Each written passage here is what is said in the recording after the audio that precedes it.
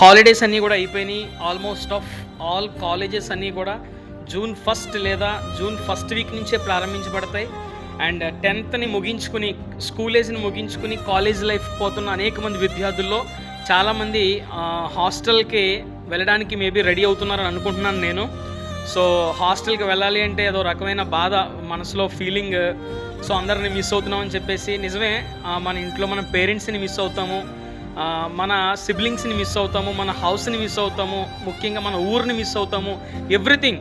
So అన్నీ కూడా మనం మిస్ అవుతాం. కానీ ఇన్ని విడిచిపెట్టుకుని, అంటే సంథింగ్ మీరు లూజ్ అవుతున్నారు ఇక్కడ.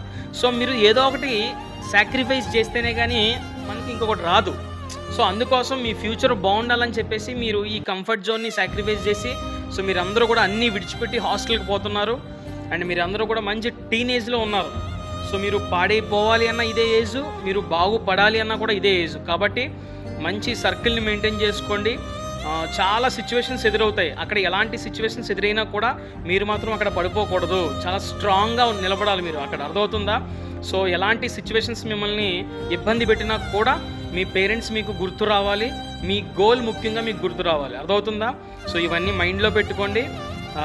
అండ్ మీ అందరి ఫ్యూచర్ కూడా ఖచ్చితంగా బాగుంటుంది. సో అక్కడ ఫస్ట్ టైం కదా మీరు అందరూ కూడా వెళ్ళడం, ఫస్ట్ ఎక్స్పీరియన్స్ కాబట్టి కష్టంగానే ఉంటుంది. 1, 2, 3 వారాల పాటు మన ఇంట్లో అయితే అంత ఇష్టానుసారంగా మనమే రాజు మనమే మంత్రి, కాకపోతే అక్కడ అలా ఉండదు కాబట్టి సో కష్టంగా ఉంటుంది. సో మీరు కొంచెం మీ మైండ్ని ట్యూన్ చేసుకోండి. 1, 2 వారాలు అయిపోతే ఆటోమేటిక్గా అక్కడ అలవాటు అయిపోతుంది, మీరే మళ్ళీ ఇంటికి రానని చెప్తారు. కాబట్టి సో హాస్టల్కి వెళ్ళే ప్రతి విద్యార్థికి కూడా once again all the best for your future. 10th ఎలాగైతే కష్టపడి చదువుకున్నారో ఇంటర్లో కూడా అలాగే కష్టపడి మంచి మార్కులు తెచ్చి మీ పేరెంట్స్ని మీరు ప్రౌడ్ చేయాలని మనస్ఫూర్తిగా కోరుకుంటున్నాను.